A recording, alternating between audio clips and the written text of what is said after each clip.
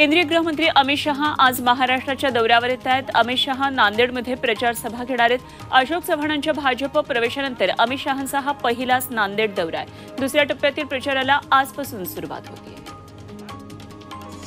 बसपाच्या राष्ट्रीय अध्यक्ष मायावतींची आज नागपूरमध्ये जाहीर सभा होणार आहे। पूर्व विदर्भातल्या पहिल्या टप्प्यामध्ये बसपाचे 5 उमेदवार रिंगणामध्ये आहेत। यात नागपूरमध्ये योगेश लांडेवार, रामटेकमध्ये संदीप मेश्राम, भंडारा गोंदियामध्ये संजय कुंभलकर, गडचिरोलीमध्ये योगेश गोनारे तर चंद्रपूरमधून राजेंद्र रामटेक यांना उमेदवारी देण्यात आली आहे। त्यांच्या प्रचारासाठी मायावती महाराष्ट्रामध्ये येणार आहेत। हिंदू धर्माचा अपमान करणाऱ्या इंडिया आघाडीला महाराष्ट्रात एकही जागा जिंकू देऊ नका, त्यांना त्यांच्या पापाची शिक्षा द्या असं आवाहन रामटेकमधून पंतप्रधान नरेंद्र मोदींनी मतदारांना केलंय।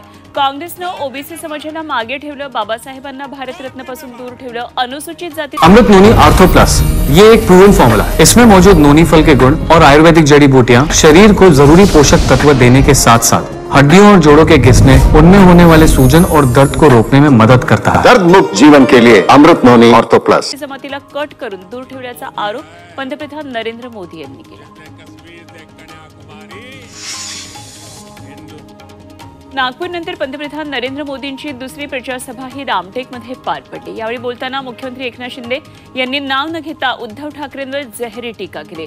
अंगात नाही बळ आणि चिमटा काढून पळ असं म्हणतानाच पुढे मुख्यमंत्र्यांनी पंतप्रधान मोदींनी नुसती मान फिरवली तर फेसबुक लाईव्ह करणाऱ्यांच्या तोंडातून फेस येईल असं म्हटलं।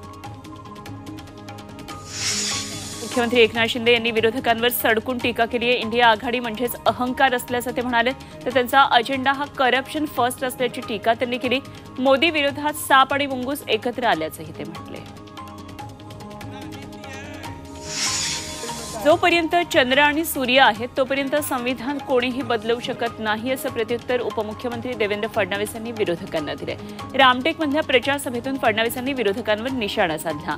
महायुतीच्या कुठल्याही पक्षाच्या उमेदवाराचं बटण दाबलं तर तुमचं मत हे पंतप्रधान नरेंद्र मोदी यांना मिळतं, मात्र जर दुसरं बटण दाबलं तर ते मत हे राहुल गांधी यांना जातं असं म्हणत फडणवीसांनी मवियावर निशाणा साधला।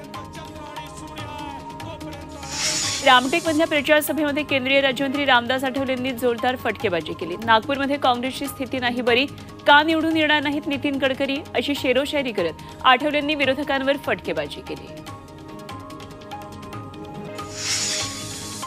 काँग्रेसने राज्यातल्या 2 जागांवरच्या उमेदवारांची घोषणा केली आहे। यामध्ये धुळे आणि जालना लोकसभा मतदारसंघाच्या जागेचा समावेश आहे। धुळ्यामधून डॉक्टर शोभा बच्छाव यांना उमेदवारी देण्यात आली आहे, तर जालन्यामधून डॉक्टर कल्याण काळेंना लोकसभेचं तिकीट देण्यात आलं आहे।